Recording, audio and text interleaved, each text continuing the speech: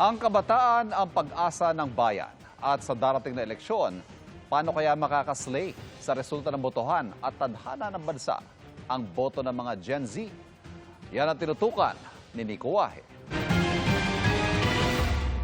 Sa mahigit 65 million registered voters noong eleksyon 2022, mahigit 13 million o 19% ang bahagi ng Generation Z o Gen Z o yung mga pinanganak mula 1997 hanggang 2004. Bata yan sa datos na nakalap ng GMA News Research. Ayon sa isang political analyst, ang bilang na yan malamang na madadagdagan pa sa 2025 midterm elections. Lalo't may first-time voters gaya ni Raven at Annie. Excited din naman na i-exercise yung isa sa mga democratic rights natin bilang isang Pilipino. So ako din, syempre, excited na bumoto. Ano kaya magiging impact nito pagdating ng eleksyon 2025? Paparami ang bilang ng mga Gen Z voters. Napakahalaga ng papel at bilang ng mga Gen Z voters. So that will be game-changing. Ito yung magiging pwedeng magbago ng political landscape natin. Kung saan daw papunta ang boto ng mga Gen Z, posibleng doon din papunta ang kinabukasan ng bansa. Ang maganda raw sa mga Gen Z, alam nila kung sino ang dapat piliin. Ang Gen Z voters ay ang tinatawag na the digital generation. Sila mismo hindi lang tagatanggap ng information.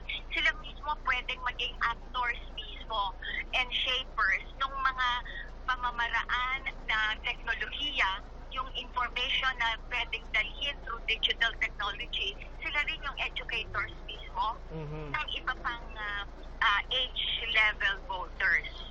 Aware raw ang mga nakausap naming Gen Z sa kanilang posibleng maging papel sa eleksyon. Paano nga ba pumili ng isang iboboto na sa darating na 2025 elections? Una, syempre, bilang kabataan na syempre may characteristics na mag-isip ng critical din, hindi nila dadalhin yung personal interest nila sa pagtakbo at hindi pera ang habol at hindi power ang habol sa mismo posisyon. Si Christian uuwi raw ng Cebu sa eleksyon para makaboto.